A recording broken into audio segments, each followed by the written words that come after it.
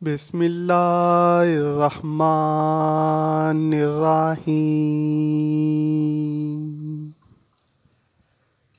ایک دفعہ کا ذکر ہے کہ ایک بندہ حضرت علی رضی اللہ تعالی عنہ کے پاس حاضر ہوا۔ اس نے حضرت علی رضی اللہ تعالی عنہ کو سلام کیا۔ آپ نے اس کے سلام کا جواب دیا۔ بندے نے کہا، اے مولا علی رضی اللہ تعالیٰ عنہ، وہ کون سے گناہ ہیں جس کے کرنے سے ہمارے رزق میں کمی آ جاتی ہے؟ اس بندے کی بات سن کر حضرت علی رضی اللہ تعالیٰ عنہ نے ایک حدیث پاک بیان کرتے ہوئے فرمایا، وہ 5 ایسے گناہ ہیں جو بندے کے کرنے سے اللہ اس کے رزق میں کمی کے ساتھ ساتھ اس کو دنیا اور آخرت کا عذاب بھی دے دیتا ہے۔ اگر ہم دنیا آخرت میں کامیاب ہونا چاہتے ہیں تو ہم کو ان 5 گناہوں سے ہر صورت میں بچنا چاہیے۔ جو بندہ ان 5 گناہ کرنے سے نہیں بچ پاتا وہ اپنی دنیا آخرت تباہ کر لیتا ہے۔ اس بندے نے پوچھا، اے مولا علی رضی اللہ تعالیٰ عنہ، وہ کون سے 5 گناہ ہیں؟ آپ نے فرمایا کہ پہلا گناہ سود کا کاروبار کرنا ہے۔ آپ رضی اللہ تعالیٰ عنہ نے آہ بھرتے ہوئے فرمایا کہ سود کا کاروبار کرنے والا اس دنیا میں بھی ذلیل و خوار ہوگا اور آخرت میں بھی اللہ کے انعام و اکرام سے ہاتھ دھو بیٹھے گا اور اس کا ٹھکانہ جہنم میں ہوگا۔ سود خور انسان کی کوئی عزت نہیں کرتا، وہ دوسرے کو ہر وقت پریشانیاں دے دے کر اپنا کاروبار چلاتا ہے، اس لیے اس کو بھی سکون مہیا نہیں ہوتا۔ سود خور کی جب موت ہوگی تو اس کو قبر میں دفن کیا جائے گا تو بچھو اور سانپ اس کا چہرہ نوچ دیں گے اور اس کی شکل و صورت تبدیل ہو جائے گی۔ آپ نے ایک سود خور کی بات بتاتے ہوئے فرمایا کہ ایک سود کا کاروبار کرنے والا کسی جگہ سے گر کر مر گیا۔ اس کے گھر والے بہت غم زدہ ہوئے۔ ایک رات بیٹے نے اپنے باپ کو خواب میں دیکھا۔ بیٹے نے اپنے والد سے پوچھا، بابا تیرے ساتھ کیا ہوا؟ والد نے جواب دیتے ہوئے کہا، بیٹا میری تو آخرت تباہ و برباد ہو گئی ہے، سیڑھی سے گر کر میری موت واقع ہونا ہی تھی کہ مجھے جہنم کے گہرے حصے میں ڈال دیا گیا ہے۔ حضرت شیخ سعدی نے فرمایا کہ ایک دفعہ میں کسی مکان کی تلاش کر رہا تھا کہ میری ملاقات ایک سود خور بندے سے ہو گئی۔ وہ کہنے لگا، حضور میرے گھر کے ساتھ والا گھر فروخت ہو رہا ہے، میں آپ کو وہ گھر لے دیتا ہوں، اس طرح ہم دونوں ہمسائے بن جائیں گے۔ وہ بندہ کہنے لگا، یہ مکان بہت اچھا ہے، اس میں کوئی کمی بھی نہیں ہے، نیا تیار ہوا ہے اور بہت ہی عمدہ بنا ہے۔ شیخ سعدی نے فرمایا، او بے وقوف بندے، مجھے تو اس میں کمی ہی کمی نظر آ رہی ہے کہ میں ایک سود خور کا ہمسایہ بن جاؤں۔ اس سے برا اور کیا ہو سکتا ہے کہ انسان کسی سود خور کا پڑوسی بن جائے۔ اگر ایسا مکان مجھے فری میں بھی ملے تو بھی میں ایسا مکان لینے کو تیار نہیں ہوگا۔ اگر تم چاہتے ہو کہ تم دنیا میں خوشی سے زندگی گزارو لوگ میری عزت کریں تو سود کا کاروبار کبھی مت کرنا۔ آپ رضی اللہ تعالیٰ عنہ نے فرمایا، دوسرا بڑا گناہ یہ ہے کہ کسی کی بیٹی پر کوئی تہمت لگانا۔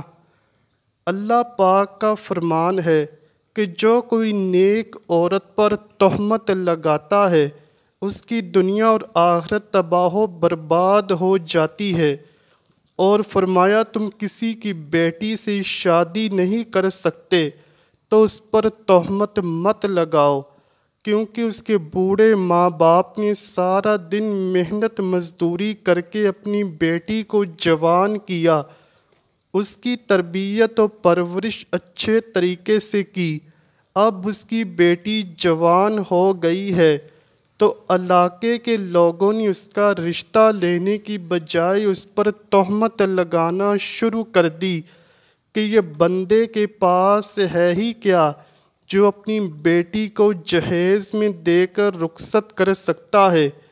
ایک تو یہ کہ تم لوگ اس غریب باپ کی مدد نہیں کر سکتے، اور دوسری طرف اس کی بیٹی کی عزت کو پامال کر رہے ہو۔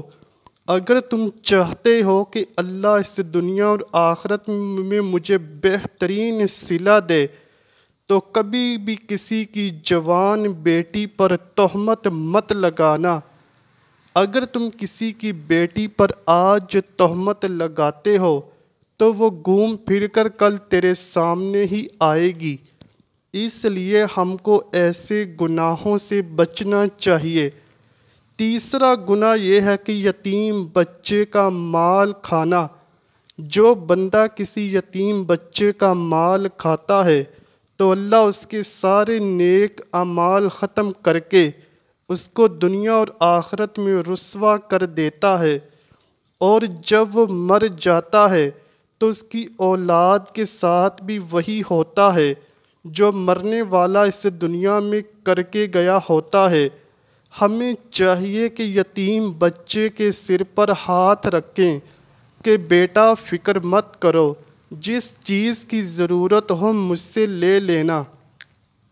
ہمارے نبی اکرم صلی اللہ علیہ وآلہ وسلم نے فرمایا کہ قیامت کے دن میں اور یتیم کی کفالت کرنے والا ایسے ہوں گے جیسے ہاتھ کی دو انگلیاں قریب قریب ہوتی ہیں۔